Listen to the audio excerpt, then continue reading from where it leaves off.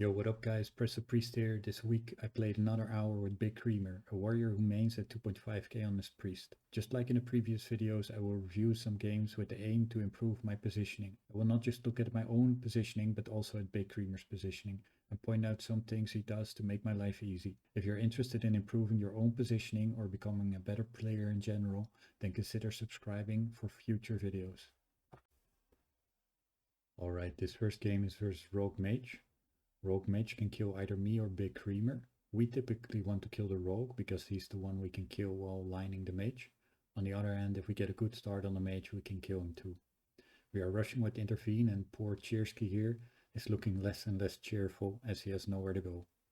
I'm staying near the pillar while spam is spelling Bigcreamer.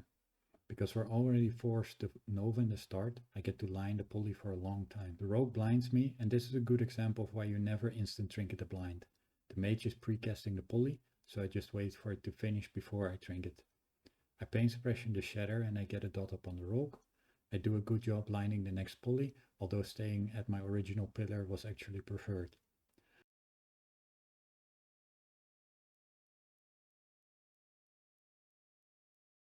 I renew my dot on the Rogue, it had 6 seconds left, but against Mage Rogue it's hard to predict what you're able to do in the next 6 seconds. Here I strafe away from the pillar too much, a mistake that I make quite often and I need to focus on improving, and I let myself get caught in the global cooldown, so I get sheeped.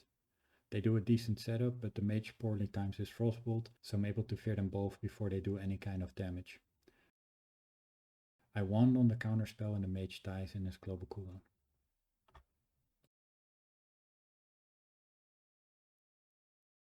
Okay, so the second game is versus Rogue Shadowpriest. Rogue Shadowpriest can either kill me or Bigcreamer. We can also kill either the Rogue or the Shadowpriest. Bigcreamer typically tries to get a head start on the Priest, but this time the Rogue opens while the Priest is still like 30 yards away.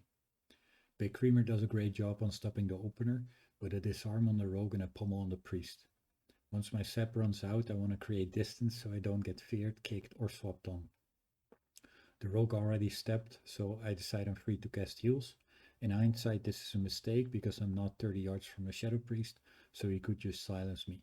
However, let's look at Bigcreamer's positioning. He first reflects the Vampiric Embrace, then heads straight to the pillar to line the Priest. That's great because it prevents dispels from the Priest, and it even gives me time to squeeze in some damage. I didn't really register that I had crippling poison, otherwise I would have gone the long way around the pillar. Now I go short so the Priest can intercept me, but Bigcreamer stops it.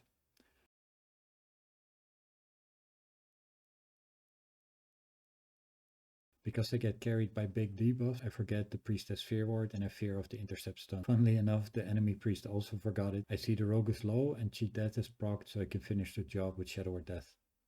Watching this recording made me realize how much your DPS can do with their positioning to make the game easy for you as a healer.